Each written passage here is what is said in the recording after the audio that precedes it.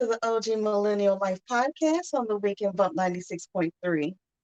I'm your host, Kiki Marie, and you can reach me at the OGMLP at gmail.com. Again, that is the OGMLP at gmail.com. If you're interested in sponsoring my show, interested in advertising your businesses or services, or if you'd like to book me for an event, December is here and 'tis the season is near. This month, I started a segment, which is my wish list, the things that I wish for myself, things that I wish for everybody else for the upcoming year of 2023. And last week, my wish was blessings on blessings. And that is for all of us. I wish for me, as well as others, to be a blessing as well as to receive blessings. Now, this episode, before I get into my wish, I have a co-host for today that I would like to introduce.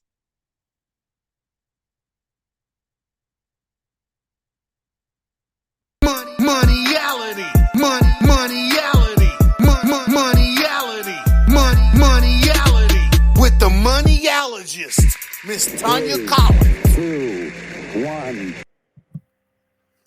Hi, everyone. Welcome. I am so excited to be co-hosting this episode with Kiki Marie. But before we get together and talk about her assessment that she has taken with Moneyality, we're going to do some house cleaning. And I am going to talk about a couple of things. Number one, I want to give credit to my sponsors who've always great with me. And the first one is Joy Media Group. Joy Media Group is able to be reached through her website, which is www.joymediagroup.net. You can also reach her on her phone number with her phone number 901-618-9501. And I always tell you that Joy does a great job of producing this podcast, and I'm always happy to have her. So if you need her for any of your media needs, just please reach out to her. And the next one is Nick Venti Design. Nick is doing my website. He is doing my assessment that's going to be online. He's doing my actual course that's going to be housed online. So am I proud to have him as a sponsor? Most definitely. Nick Venti Design is a one-stop shop for mobile apps, animation, and web design. And I am pleased to say that I will have all three of those services when he completes his contract with me. So I'm excited about that. And you can reach Nick at 662-902-9737. Now, my final thing is that I am so excited. I am going to be the host as the Miss Moneyalogist at an event this Saturday. And I want all of you to come. It's an amazing event. It is sponsored by Cultured Vine. And she is an awesome lady that I met. And she asked if I could come and share my tips as we are going to be having a wine and design event. And I am so pleased to be excited to do that because I do enjoy wine tasting. We're also going to have a wine bottle design. So you get your wine bottle and you're going to get to design it, and it can be sparkly or it can be classy. It's going to be my first time doing that too. So I'm not sure what your talents are, but whatever they are, you'll be able to design a beautiful wine bottle to take home with you. And she will also have wines for sale. And you also get, oh, now this is right here is the funny thing. I've been practicing this word. And it's, wow, I just started practicing it a few minutes ago. So it's, let me make sure I'm saying this word right. Charcuterie board, I think. And if I'm wrong, just work with me. But it has the cheese, the fruit, and all those things on it. And they are going to be part of your package. So you get wine tasting with several varieties of wine while you are decorating your wine bottles. You get the board with the cheese and crackers and all of that. I'm not really sure all the great food items that's going to be placed on that, but you get your board. That's for every guest. And you get to have a host like me to entertain you. And you're just going to get a lot of tips. So it's a great day to come out for a night, for date night, for girls' night. And the cost is $65 per person, which is well deserved for all the things you're going to get. And you get a free gift. I forgot. You get a free gift as well. And or you can come as a couple, and that's two people that's coming together. And that is for 100. So, of course, bring someone and save yourself $15. And that would be a great steal for both of you. So that is where I'm going to be on December the 8th. And it's from 9 to, I'm sorry, it's from 5 to 9 p.m. And I'm sorry, I don't even have the date, but it's December the 8th. It's this Saturday, and it's from 5 to 9. So I look forward to blasting this out on my Facebook and all of those different areas, Instagram, so y'all can come out and support me as well as Cultured Vine with their wine and design event. All right. So with that being said, we're going to get started, and I'm excited. So we're going to bring us back together. We got a co-host. So it's going to be a great night to talk about money. So hi, Kiki. How are you? Hi. How are you today? I'm great. I've had a long day. I have been in the eye doctor all day. Because of my money personality, I'm a keeper. I am always looking for some ways to earn extra money. So I joined a study for dry eyes, and I do have dry eyes, but I also like the fact that you can make $1,000. So it helps cure my eyesight, as well as I get paid to get my eyes to be not dry anymore, and I can wear contacts and stuff like that again. So I'm excited about that. It was just a long day. But now I'm hyped. I'm here with you. And we're about to do this show. So talk to me about your wishes. Like, tell me a little more about what's been going on with your wish list. Well, my wish list, I feel like most people want money, or they say that money is what they desire. But what they really need is financial responsibility. They need to be able to know what to do with the money that they do receive. Because if you don't know how to handle money, it doesn't matter how much you make, it's still going to feel like it's never enough. So we need to be smart about our money. We need to have an understanding of how we need to handle our money. I agree 1,000%. And so I think that's my wish for 2023. I agree 1,000%. I will say that I can't wait to kind of deep dive in it so we can kind of move on into that. But everybody knows that as Miss Moneyalogist, I deal with 5 Moneyality personality types. And those 5 are the Splurger, which is an extreme circulator. And that's someone who likes instant gratification. They like to buy purchases. They like to make purchases, and they are generous to others. So it's not a bad thing always, because they are pretty generous, but it is what they do. They are extreme circulators. And then you have the keepers, which is Tonya Collins is a keeper, and I am a fanatic saver. And then you have the trackers, who are great future planners. And you have the adventurers, which are really thrill seekers.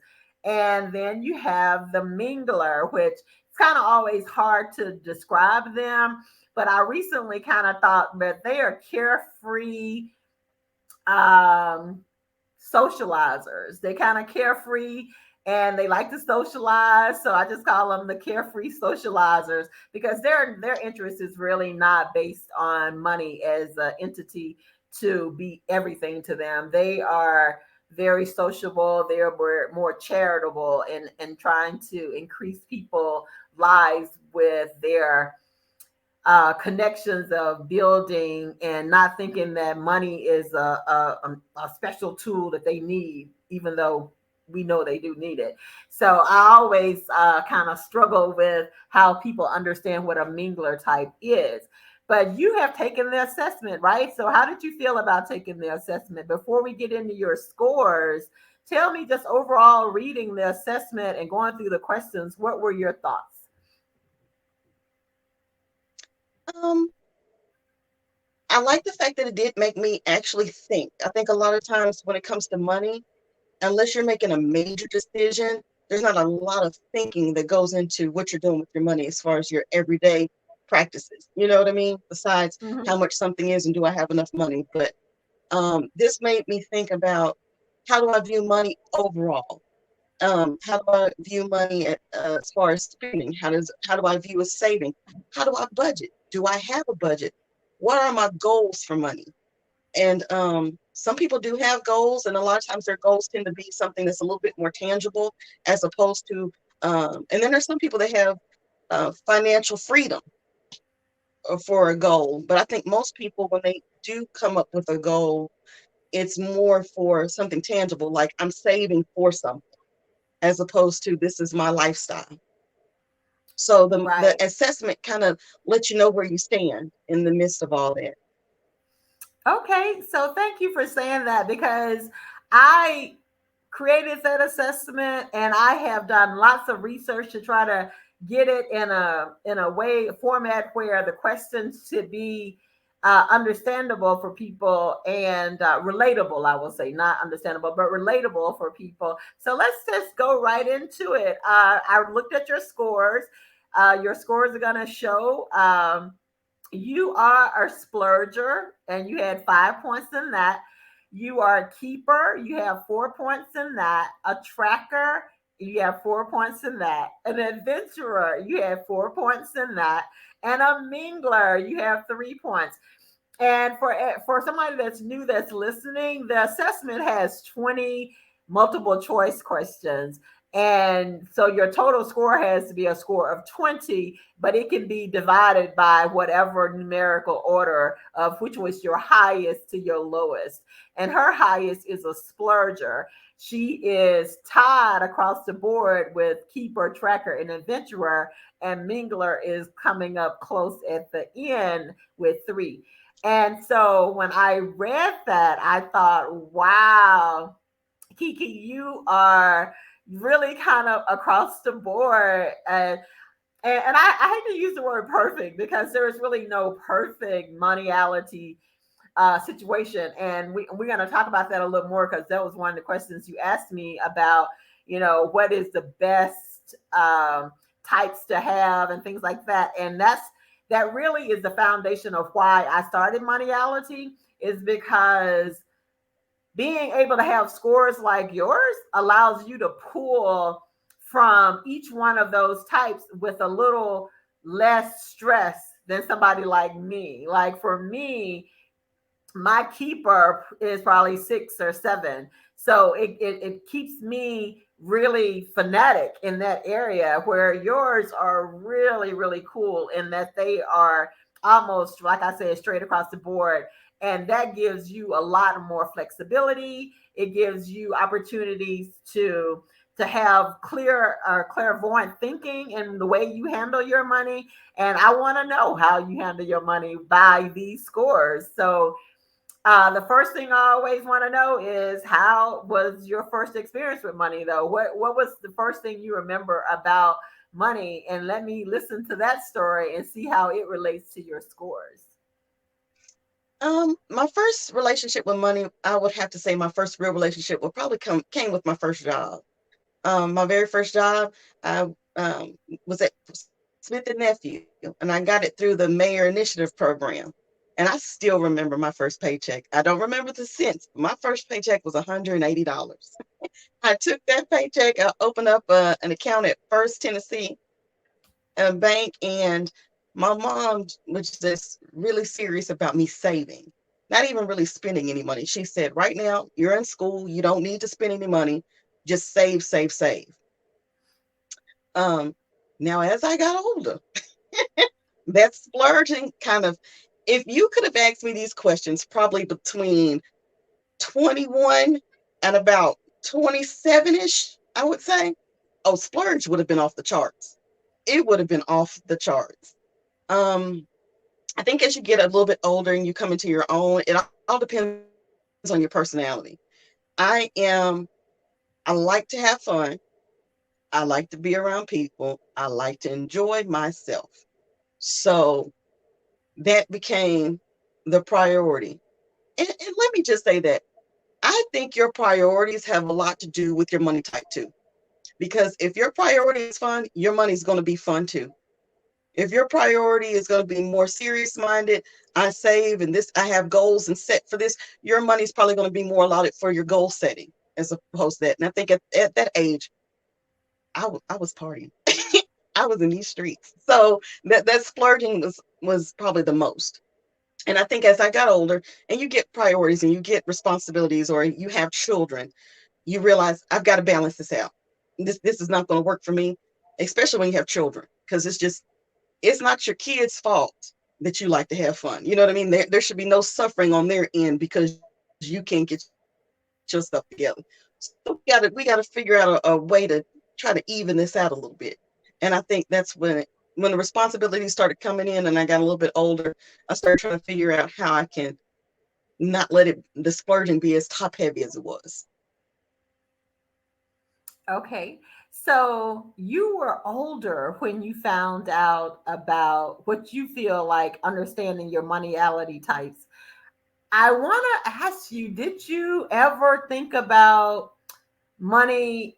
Give me an example of when you were a child, because it really is part of your financial DNA. And I will agree that yes, throughout your maturity, your mindset of how you prioritize things, yes, can affect how you start to divide up your money, or how you choose to use it.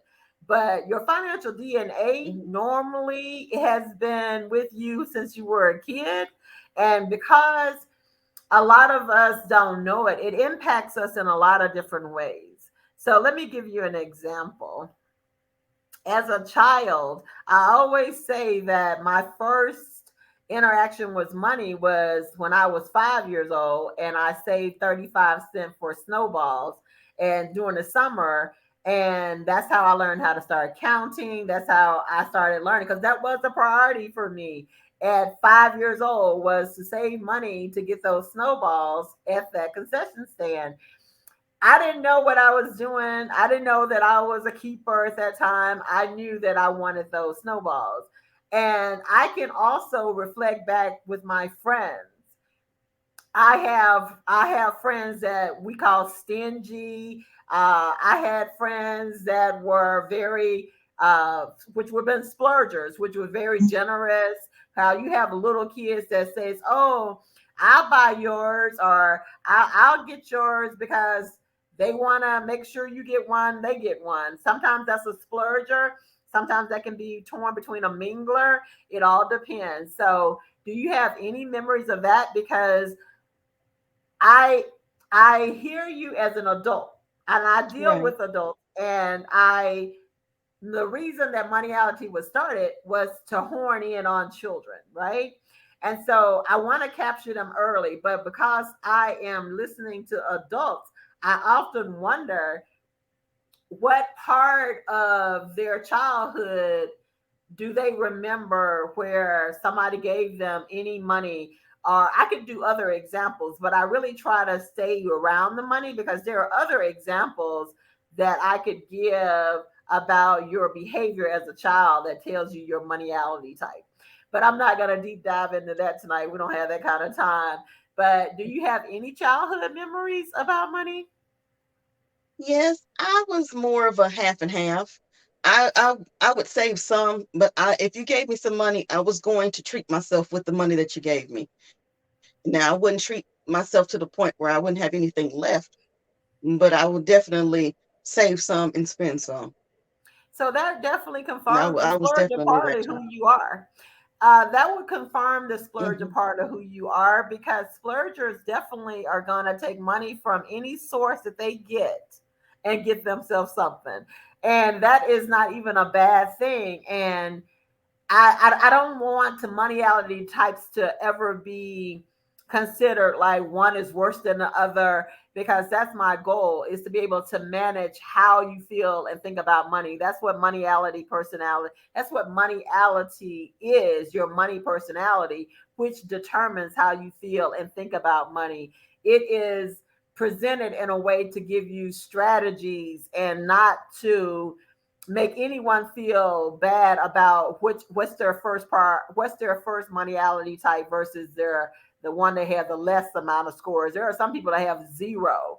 I had one of my friends on, he was a zero splurger, and he knows it. I know that he is. And it's funny, but he talks about it. And that's my goal, is to say, hey, these are strategies you can use to bring that part into your life, because why would you not want to splurge on yourself at some point?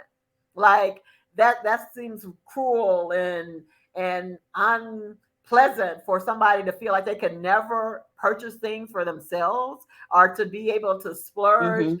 And even when we feel like money is so tight, it makes you become resentful and bitter when you can't feel like you can have something. You see it on TV where somebody is at their lowest and they'll say, "Well, darn, can I just get a beer? Maybe can I get something?"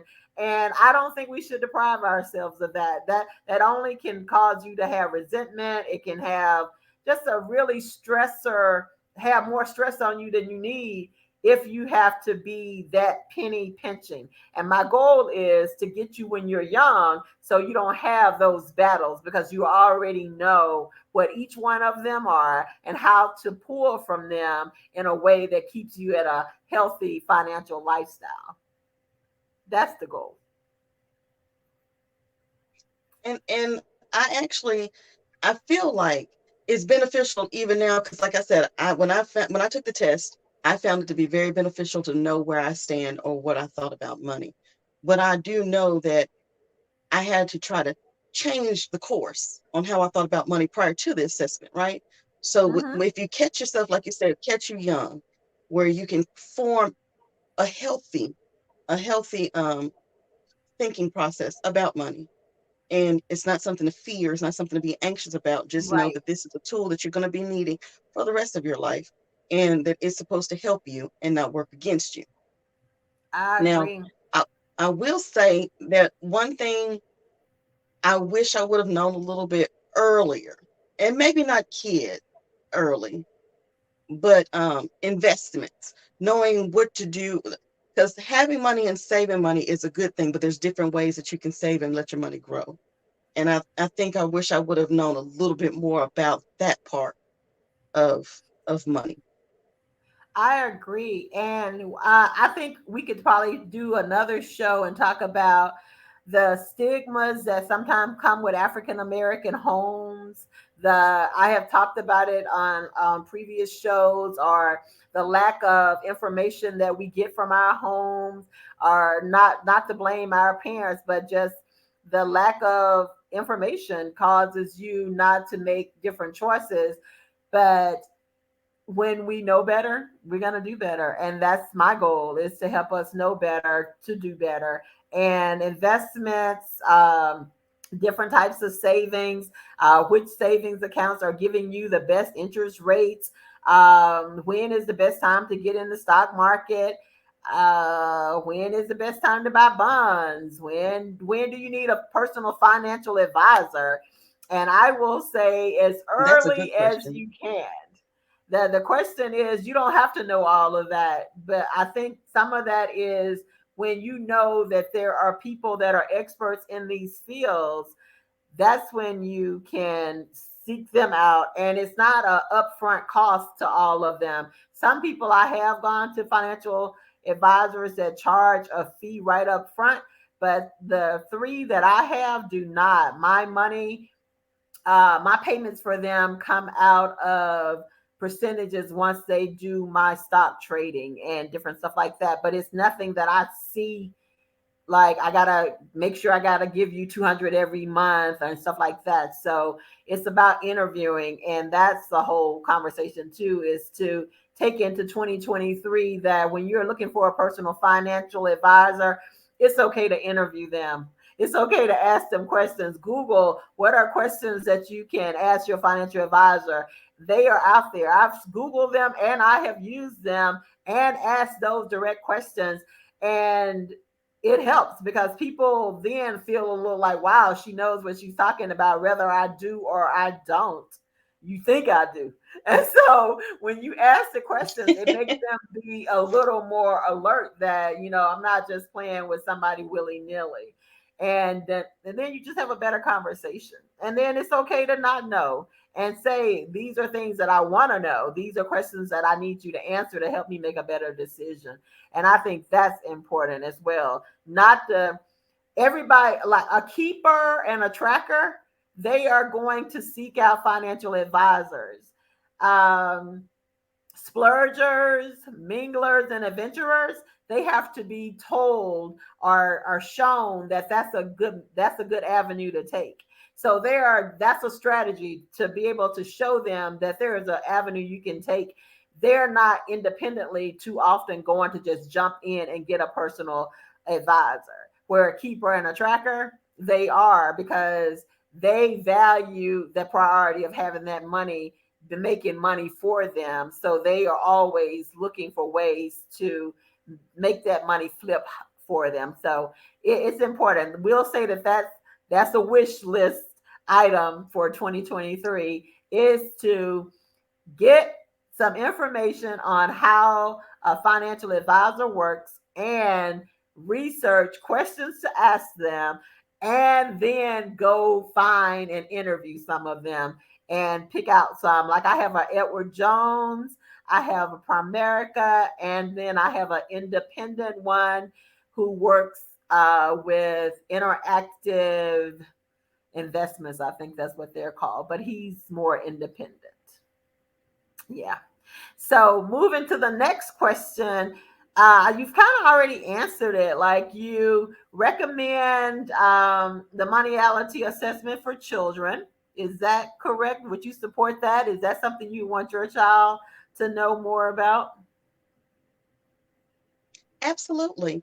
I think it's good to introduce money to children while they're young. Let them understand and make decisions about money to a certain degree with your guidance. You don't want to just tell them exactly how they should do it. You tell them in the beginning, but then after you give them the tools, you'll see how they use the tools that you gave them. I remember when my little girl was smaller, I had 3 piggy banks for her, and one of them said save, one of them said spend or charitable, charity or spend, and one of them was oh gosh, no, I think one was save, one was spend, and one was charity in church, that. And Mm-hmm. so I noticed when she was younger, she she put all her money in save, but she likes to spend money. So she is spending other people's money. She doesn't want to spend hers. And there's nothing wrong with that. But at some point, everything that you're saving, you're going to spend some of your own money, sweetie. But she was young, and she was trying to figure it all out. But that showed me what her personality really is, to be honest with you. Now, What as do you she's think gotten it is? older, What do you she from? I'm sorry. Based on just what you said, which of the 5 do you think she is at that age when she was saving all of that? I mean, which one do you think it was that she She was was a definitely keep? a keeper. And she was, when she was younger, she was definitely a keeper. And I would still say she's a keeper. It might be split up a little bit more, but because when she was younger, it was all keep. It was no splurge, it was nothing else. But as she's gotten older, there's a little bit more splurging in there. Just a little bit. But she's still definitely a keeper. She's not going to spend her last. She's not even going to spend close to her last. I love that because that's me. But I will. If there's no buts to that, but what I want people to know, and you as a mother who is a splurger as your number one, um, when we do not as keepers spend, and we don't even use the word spend in moneyality, when we don't circulate our money. So number one, let's remove spend and go to circulate. We circulate our money, we put it out there in the atmosphere, we open our hands to give it so it can come freely back to us in some other form or fashion. So with that being said, I respect that, and that she should be a keeper even if she went through turmoil as an adult and just went down. Like when I have has like right now, I feel like I'm kind of at one of my lower points. Um, not having to come out of my job on a medical leave and stuff like that. I was like, wow. But I always knew I had a backup of sunny day fund financials, because I don't do rainy day. I do sunny day. Everything about anything I save is a sunny day, because it's there. Rainy days to me is when you ain't got it and you got to try to figure it out. But a sunny day, I Yeah. always have it.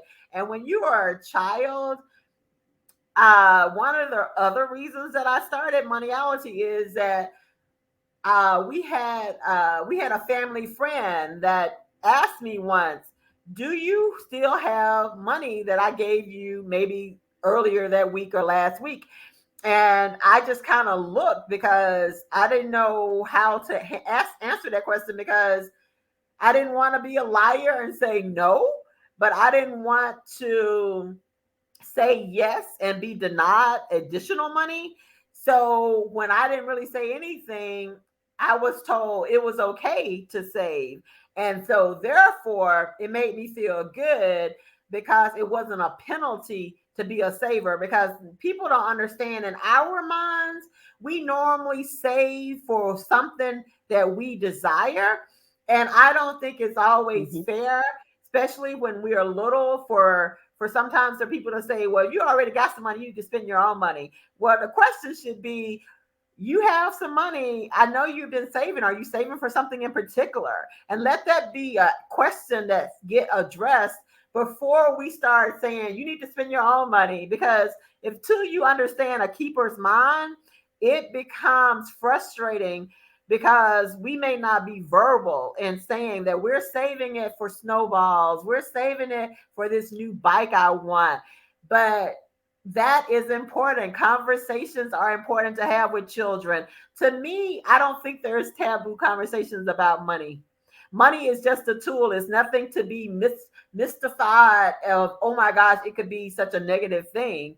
So a child that's expressive of understanding that, like a keeper child, like your child that had the money and don't mind spending other people, oh my gosh, I have felt that forever, where I feel like sometimes I have gone out and I don't feel like people will treat me and say, oh, I'm going to buy your lunch today, Tonya, because they just assume, they know that I'm a saver, that I have money. So it can make me feel like, wow, I'm being penalized because I save my money, and I can't be treated out to lunch, but I got to buy my lunch always.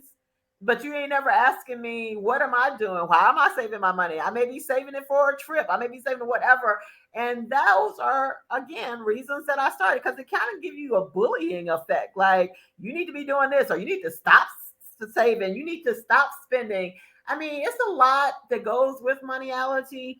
And my list and my wish would be is that we start with children with conversations of understanding what their money personalities really are. And that is, again, the reason I started Moneyality. But parents that are splurgers are not going to understand their children that may be a keeper. So until we can kind of have those conversations, then it can seem like for a child that they don't know. Like for me, I didn't know what to say when I was asked, do you still have money saved from last week? Like, what? So, those are things I think we need to think about when we're talking to children. They are humans. They have money personalities already, and they know what their goals are. Sometimes you just talk to them and say, what are you trying to save for? So I say all of that to say each one of the 5 moneyality types, when they are part of our financial DNA, and when I say that, that means they are innate into who we are. Just like all personalities, financial personalities are strong. They are foundational. They kind of gear us in the direction that we are moving. And so even a child that grows up like me in the projects, I was a keeper. I wasn't saving thousands of dollars. I was saving nickels and dimes, but I was still a keeper in the projects and saving those nickels and dimes, where my sister grew up in the projects with me, and she was a splurger. She wasn't keeping her nickels and dimes. She was out there probably buying whatever she wanted. And my brother, I don't actually know his. I have yet to give him the assessment. But my point is, in households, there are different moneyality types. My mom and I are not the same. My mom is a splurger, like my sister is her number 1, and her number 2 is a keeper, like me. So I took some things from her. I remember and got that, but then my sister also got things from her because of her moneyality type. So to finish that part up, and let's just kind of wrap that up, is I want parents to always be mindful that their children deserve to have conversations about how they feel and think about money early on. I mean, as early as 3, really 3 or 4, they kind of know. There are so many things I can go into on how a child goes into a store. And there are children that just want something all the time. Some children don't. I mean, all of those are characteristics that identify what is your moneyality type. So with that being said, your daughter is very similar to me. So talk to her about what she wants to spend that money on, or circulate her money on, because it's not that we are stingy or trying to get over. Those are quick ways that people want to categorize us, but that's not our business. We're not trying to be malicious and get over. We're trying to save for something probably that is new to us or whatever. And sometimes we just really like to see it grow. We do like to kind of see the money grow. I don't know. Mm-hmm. But next question. Go ahead. Do you think that especially in the African American community, that some of the lack of the conversations that we have about money is really because we don't know how to approach the subject of money, because we really don't know what we're doing? We're just kind of winging it. Or do you think that's just something that we don't really think about as often as we should? We think about the things that we need to use our money on, but we're not thinking about growing money or teaching you how to spend the money or how to save or circulate money. Circulate money. So do you think it's lack of knowledge?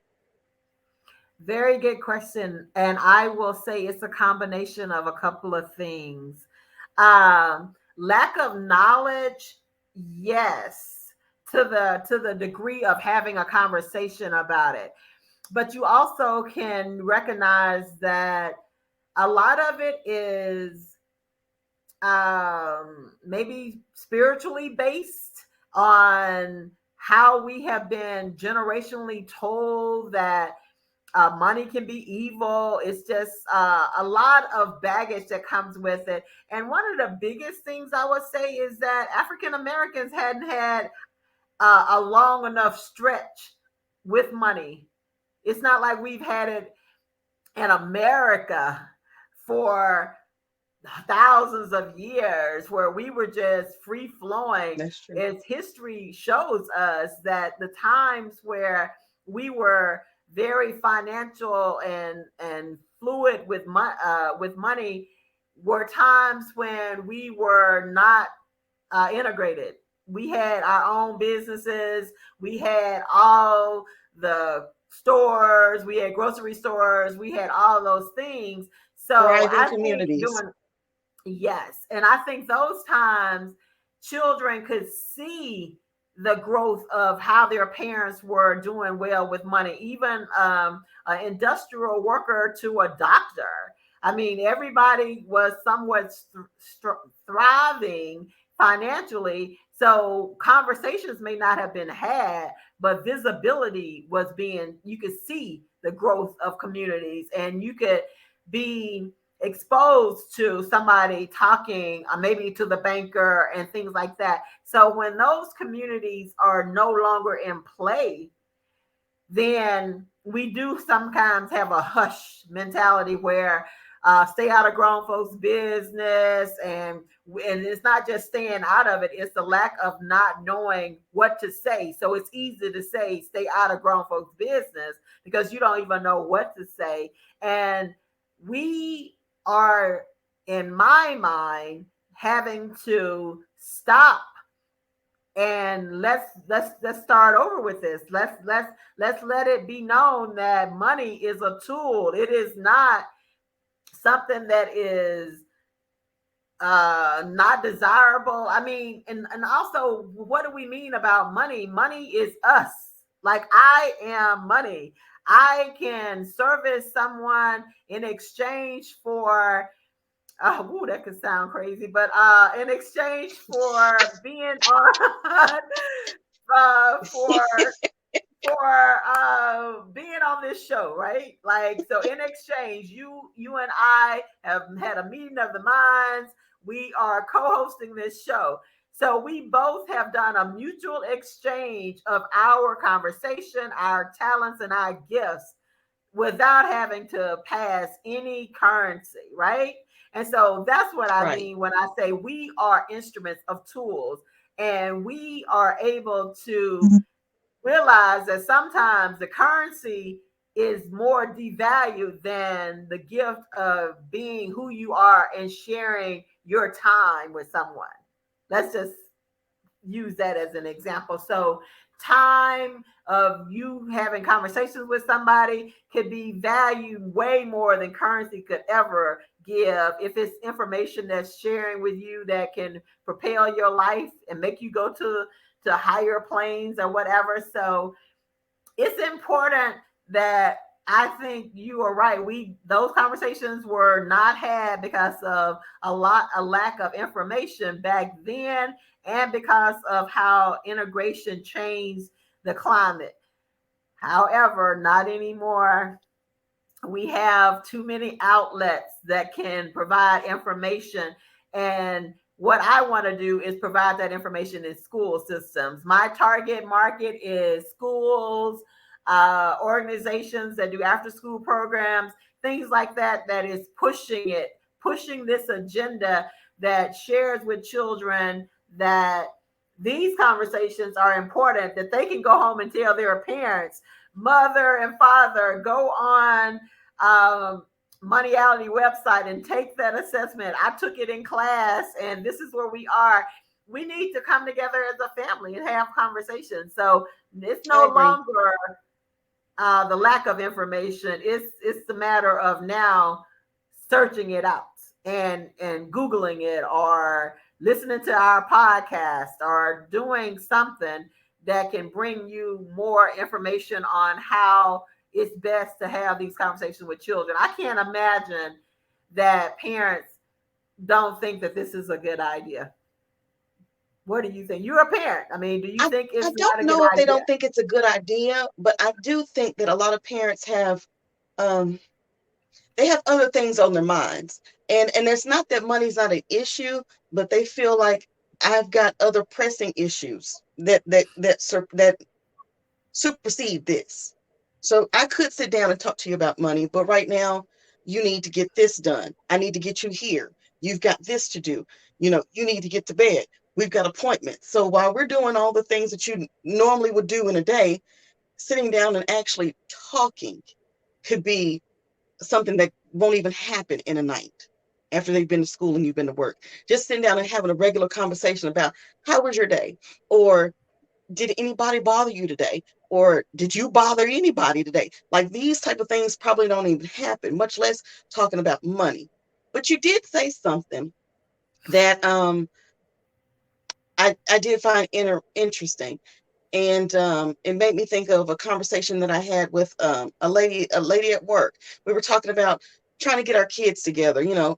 Parents, we're still trying to get kids together so they can try to be around other, like-minded children, right? And she said that when she was coming up, that her mother was not a college graduate, but her mother made sure to put her in the company of people that were all different walks of life, all different, professions, but they were all educated women.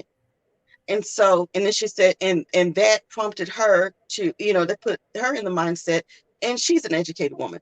So when you said, you know, with the communities, where we had our own communities at one point, and we could see this, and it was an example to the kids coming up. So it wasn't a conversation that had to be had.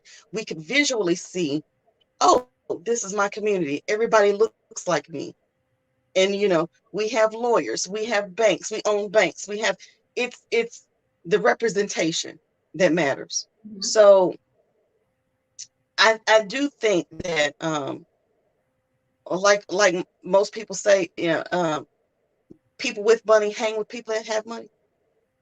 I think a lot of that is just the company that you keep, right? If you want to know how to do something, you need to be hanging around somebody that knows what they're doing. And so if you're hanging around somebody that not just has money, because some people have money and don't know what to do with it, but we're talking about somebody that's knowledgeable in this mindset, knowledgeable in having money, keeping money, growing money. It pays to be around people who can pass on this type of knowledge to you. So the company you keep says a lot as well. So I wanted to put that in there. To tell you something that I saw on Equalizer with Queen Latifah. I watched the episode of that, and it was maybe last week episode. I don't know. That doesn't really matter. But on that episode, I saw that a single father, he has custody of his two boys on that show. And in the morning, when he was preparing their breakfast, he was asking them questions. And he told them that, oh my gosh, I wish I was going to remember. He told them that they need to be prepared for, oh, I'm so sorry, but it's like being prepared for life. Always being prepared for life. So he was asking them questions. He said, one of them was, what are bonds? And he asked the oldest son, and the oldest son, maybe now he might have asked the oldest son, what is stocks or something like that. And the oldest son said, stocks are when you buy shares of a company so you can own it. Like you take ownership to some shares from a company. So you own those shares, right? So you have a piece of that company. And then he said, the youngest son, he said, what are bonds? And the youngest son kind of was hesitant. And he said, bonds are when you, oh gosh, and I should know what bonds are now. Like I didn't just drew a blank. Bonds are when you, I don't even know right now. We're gonna let Nobody bonds really go. does bonds as much anymore. You don't really see them as much as I I did when know I you was younger. don't. But bonds, and so when he told him that, when the little boy was confused, he was like, um,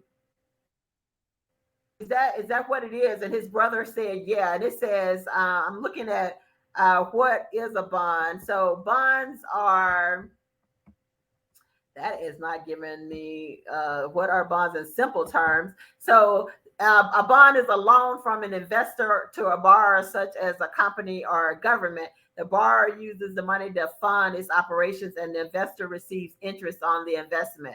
So he gave a definitely more of a childlike definition of what a bond was, but it was not that part of those answers that was important. The part that was impressive was he was asking those questions at breakfast, and you were like, when do you have time, on your way to school, in your car, I know one of my girlfriends, she's praying with her son. When I'm on the phone with her and she's dropping him off, she says, hold on. She does a little prayer with him.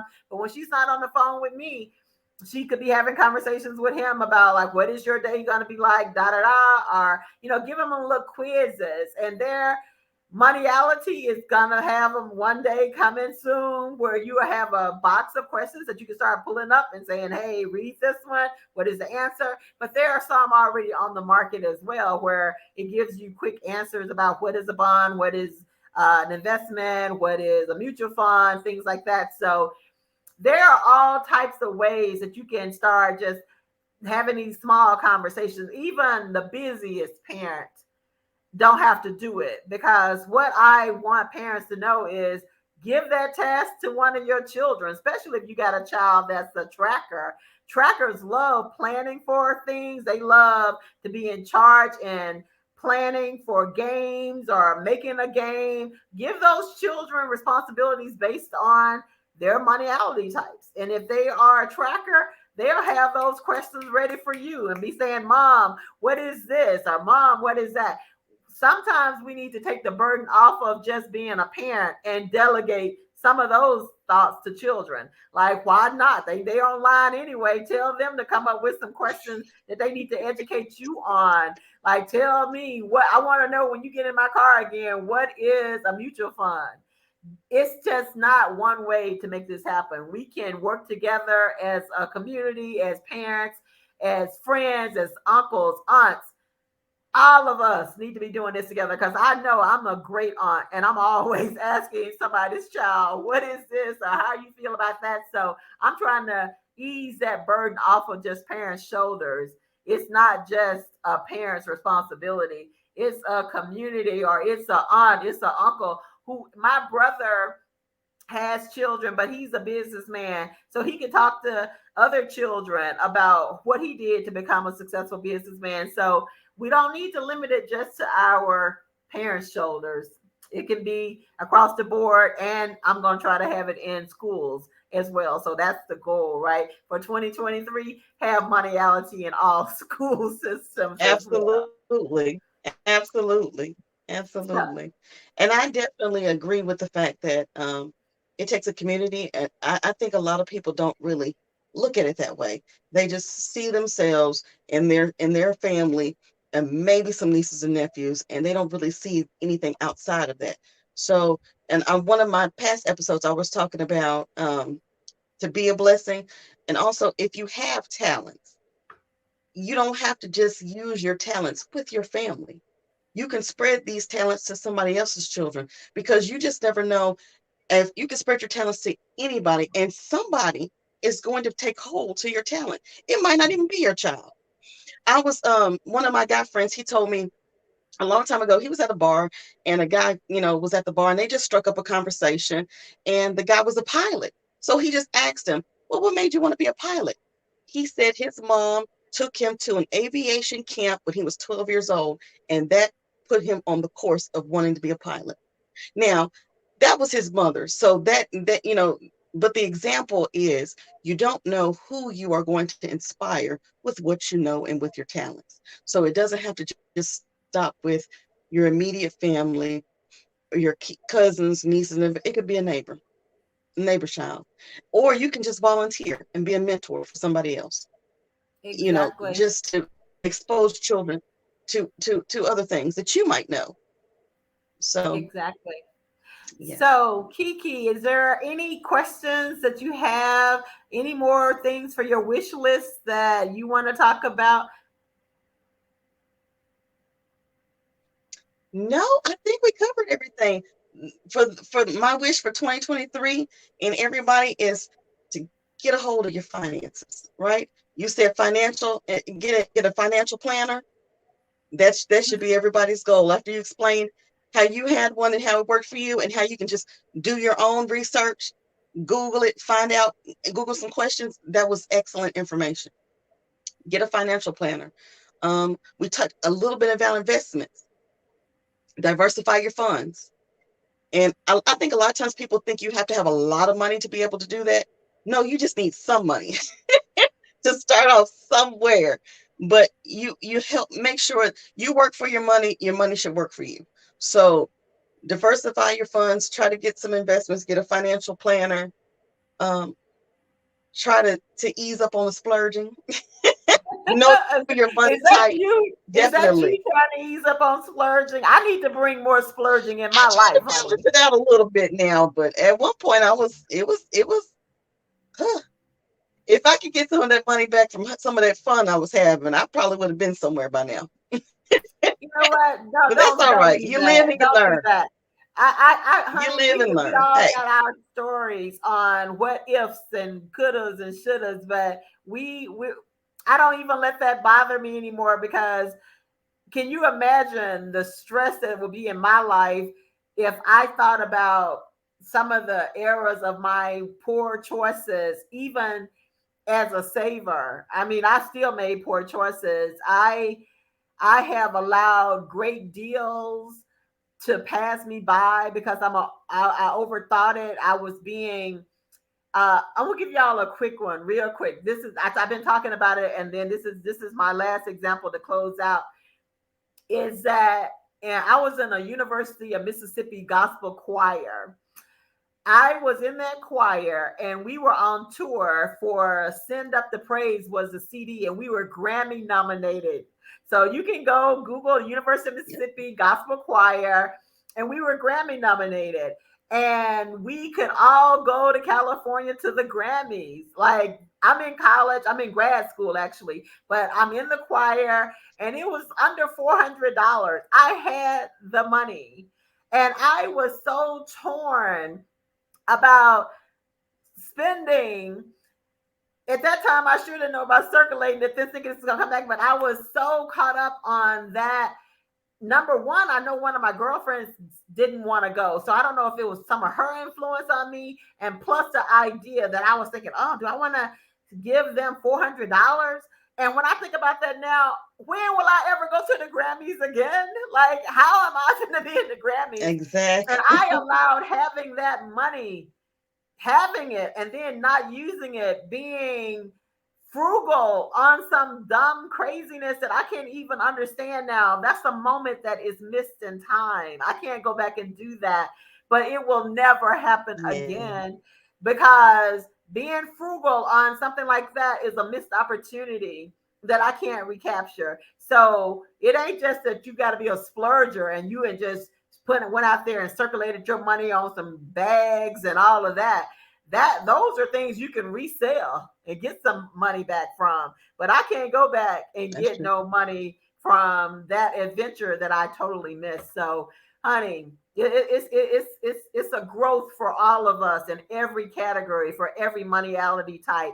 And that's what I was going to tell you to answer that question. There is really no bad or good moneyality type. I don't even want to classify them and which one is better, which one is worse, whatever.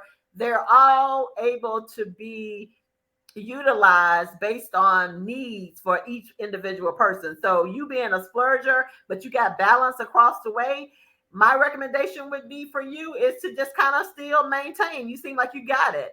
If you got scores that are evenly across the board like that, there are a few things you could tweak, probably get the personal financial advisor or something like that. But otherwise, there's not a lot of tweaking that you do because you're already pulling for each one of them. I would say you might want to start putting certain amount of money in different categories and say, hey, this is my keeper category. This is like you say, your child had that piggy bank that had a splurger, had a spender, investor, charitable, whatever. You can do that the same way with your 5 moneyality types. When I get my piggy banks ready to be on the market, they will have those categories. And all I say is to decide which one and what percentage that you want to circulate in each one of them. So we're coming up on a close. Yes, we Any are. words before we end this? And I have one more. But if you got anything else you want to say before we end, No, I just want to thank you for being able to be on the show and to help talk about something, a wish that I want for all of us, which is, you know, to know a little bit more about our money and be a little bit more wise with our money in 2023.